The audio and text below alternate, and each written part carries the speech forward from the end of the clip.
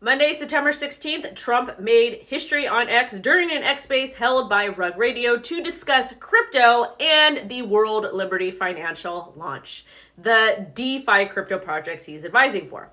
I'm going to cover the three most important parts of the conversation so you don't have to go back and listen to that entire space. I'm WendyO. I cover everything crypto daily on YouTube. Make sure you like this video, that you are subscribed with all alerts set, and drop me a comment if you agree or disagree with Trump, because this is a little bit spicy. So let's first cover what Trump said about World Liberty Financial. So no new details about the platform were shared from what we know. So far, it's going to be a crypto banking platform where the public will be encouraged to borrow, lend, and invest in crypto. The project leader, Zach Folkman, did reveal plans for the WLFI token. Basically, it's a governance-only token with no financial rights, and it's available to only accredited U.S. investors. Yes, and I'll get back to that in a second. 63% of the supply will be offered for public sale, 20% is for the founding team, and 17% will be set aside for user rewards. No pre-sales or discounted allocations for VCs. And they claim that they've done it this way, even though they don't consider WLFI to be a security. They also said that in light of regulatory uncertainty surrounding tokens and token sales in the US, they decided to limit the token sales to people who would be eligible to participate in transactions that are exempt from registration under the US federal securities laws. Oh boy, oh boy, oh boy. So it's basically going to be a centralized crypto platform, kind of similar to a bank. But if you want to participate in the token sale, you have to be a rich person, because they think anybody that is retail is poor and stupid. This is very upsetting. Not that I really like the concept of it this much, and I also think it's absolutely ridiculous that they're launching something like this right before election season, especially when the SEC has a hard-on for everyone. But it's really a big slap in the face to crypto users in America, because many of us are retail investors and we don't get the same access to privileges that accredited investors get because we are poor and stupid. Well, that's what they think of us, even though that is far, far from the truth. And what crypto does is crypto allows people from all different backgrounds, especially us poor folks, to have equal access to traditional financial products or decentralized products. That's exactly what we want. So it was an interesting space. I don't like that it's available to accredited investors only, but at the same time, I understand. It doesn't mean that I support it and I agree with it. I think it's actually a little bit bizarre considering that he's been so pro-crypto. And again, he's only advisor. But now let's get into the other good things that were said. One thing that got you to see crypto differently, what was it? Well, maybe the NFTs. You know, you sort of brought that up because I was surprised again at the percentage of them that were sold through that form. You could do a new form of currency. You could call it anything you want. But that was, I think it was also the level of enthusiasm that my young sons have for this, pretty young guys. I mean, one's extremely young and two are pretty young, right? But the level of enthusiasm they have for crypto. Yeah. And also just to add a third element, I have a lot of friends, very smart people, some very smart people, and they're believers. So it means something to me.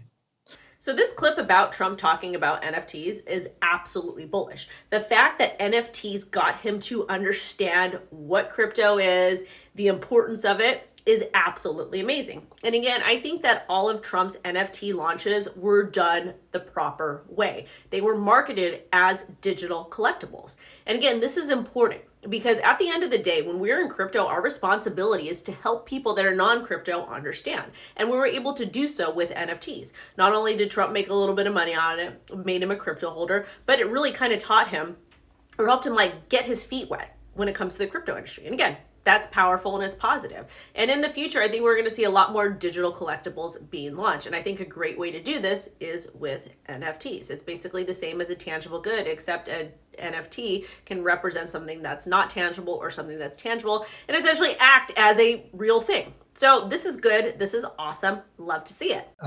It's very young and very growing. And if we don't do it, China's going to do it. If we don't do it, other countries are going to do it. A lot of countries would like to be in a position. We have the advantage because it's us.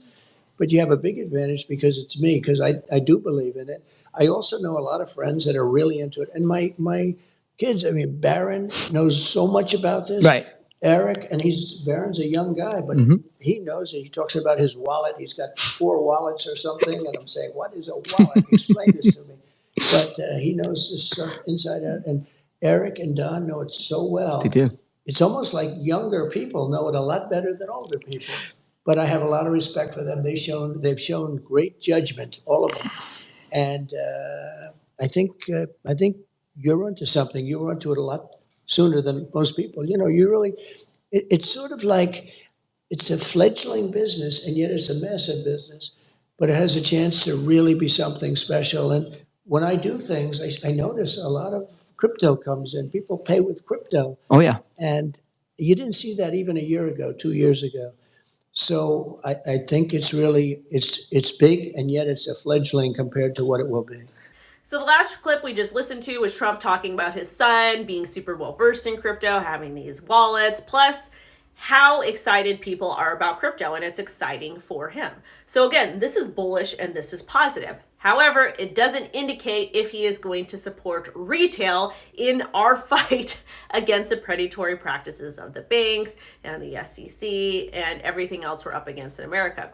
But it does provide some hope that, again, we're going to get we could potentially get a pro-crypto president, and he is open to hearing our voices. So overall, this was a good conversation that he had. But at the same time, there's not really a lot of mention of crypto. Or excuse me, there's not a lot of mention of retail. There's a lot of mention of crypto, but not a lot of mention of retail.